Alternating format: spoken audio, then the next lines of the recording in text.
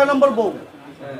ভাই শেষ করেন এখন। 5 নম্বর বউ। আমার কাছে কিছু জানার আছে, প্রশ্ন করেন। রিয়ামনির কয় নম্বর স্বামী? আলম আপনার কয় নম্বর স্বামী? আমার 5 নম্বর বউ।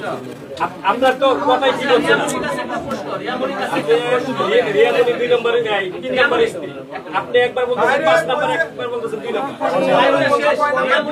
একটা প্রশ্ন সেটা হচ্ছে আমরা জানি নিরানন্দ পরকীয়া ছিল, আপনি এটা অভিযোগ এনেছেন এবং আমরা এটাও জানতে পেরেছি যে আপনার কারণে অন্য একটি মেয়ের সংসার নষ্ট হয়েছে, ছবি আপনার সাথে আছে।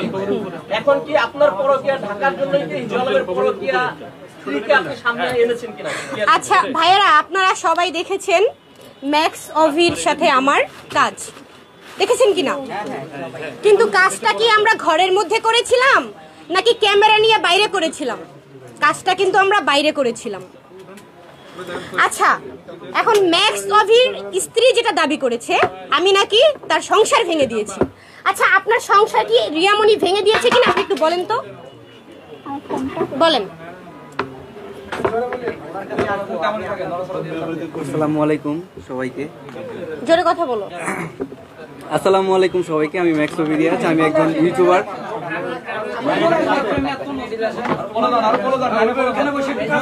এদিকে আগায় বসো, জোরে কথা বলো।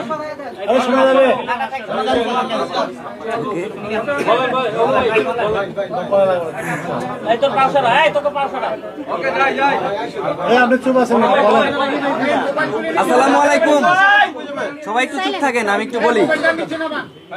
সবাই একটু চুপ থাকেন। আসলে এখানে অনেক বড় বড় মানুষ, মানে আমি এইভাবে কখনো আসি নাই, এটা আমার কাজও না।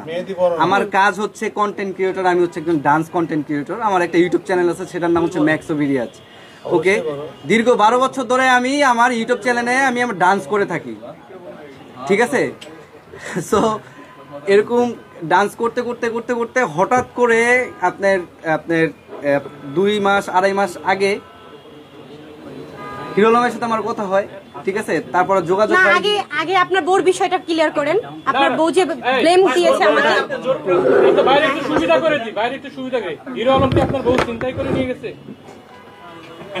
আমার সে এখন বউ নাই, তারে আমি তালাক দিছি, তারে বিয়ে আপনার সরি তারে হচ্ছে ভিডিও করার না এক মিনিট, না সরি,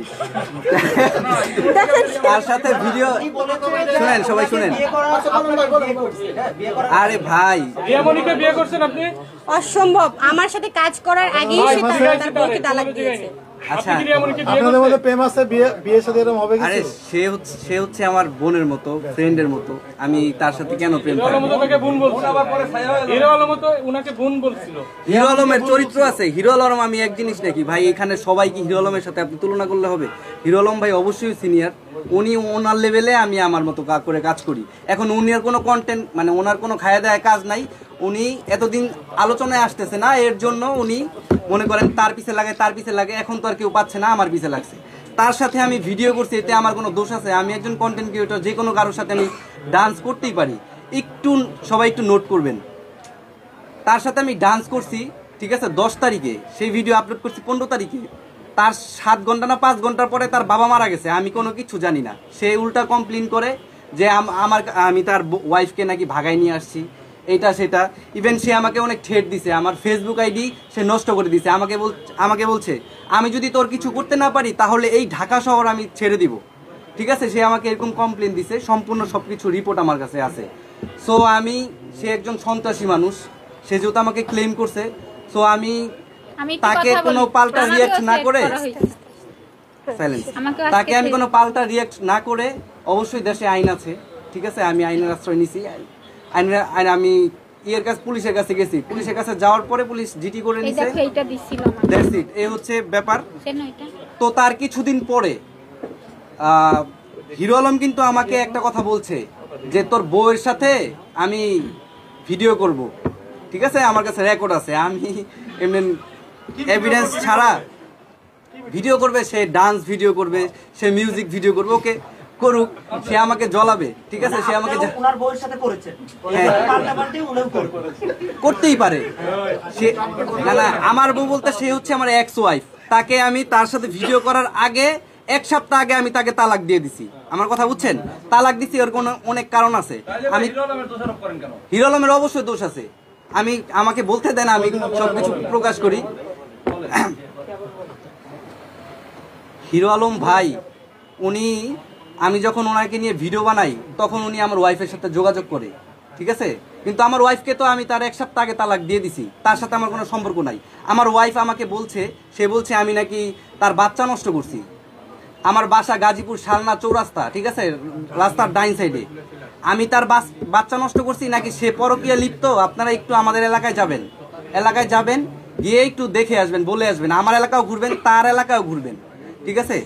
সে হচ্ছে আমার সাথে থাকাকালীন সে মনে করেন আমি একটু বাইরে গেলে আমি তাকে ফোন ইউজ করতে দিতাম না, সিম ইউজ করতে দিতাম না। অনেক কান্নাকান্ডির পরে তাকে আমি একটা ফোন কিনে দিছি। আমি একটু বাইরে গেলেই সে একটা সিম ঢুকে সে কথা বলে, ঠিক আছে? হতে পারে হিরো আলম, হতে পারে অমুক তমুক। আমি একদিন দেখতে পারছি একটা ছেলে, তার নাম হচ্ছে আপনার রফিক করে নাম, তার সাথে আমার একটু দ্বন্দ্ব হয়, এটা নিয়ে ঝামেলা হয়। আমি তার সাথে আর কোনো কথা বলি না। তারপরে আমি বাড়িতে চলে যাই। কোথায়? গাজীপুর চলে যাই। গাজীপুর গিয়ে তাকে আমি তার আম্মুর কাছে বিচার দিই যে এরকম সে এরকম করে। তবে তার আম্মু আমাকে এটা ওটা বুঝায় দেয়, আমি তাকে নিয়ে আসি। এরকম টুকটাক ঝামেলা হয়। সে আমার এমনও দিন গেছে, আমার পায়ে পড়া এমনও জিনিস দেখছি আমি, সে আমার পায়ে পড়ে আইসা মাপ চাইছে। 3টা বছর তার সাথে আমি সংসার করি। আমার কথা বুঝছেন? সে আগে 500 টাকার বিনিময়ে রাস্তাঘাটে ডান্স করতো। তো আমি করোনার সময় বিপদে পড়ে, আমি ছোট থেকে ঢাকা থাকি, করোনার সময় বিপদে পড়ে আমি গাজীপুরে গেছি। গাজীপুরে যাওয়ার পরে তার সাথে আমার যোগাযোগ হয় কোনো একটা মাধ্যমে। তো তাকে আমি বলি যে ঠিক আছে আপনি ডান্স করতে পারেন, ঠিক আছে? তারপরে সে আসছে, 2 মাস হয় নাই তাকে আমি বিয়ে করে ফেলছি। আমি অ্যাকচুয়ালি ঘটনা হচ্ছে যে একটা ইউটিউবার এমনি নর্মালি সবার সাথে কথাবার্তা বলে। সো তাকে আমার মনে হয়েছে যে সে ভালো, এর জন্য আমি তাকে বিয়ে করে ফেলছি। সে আমাকে যেভাবে বুঝাইতো সেই মানুষ আর এখনকার মানুষের ভিতর অনেক ডিফারেন্স।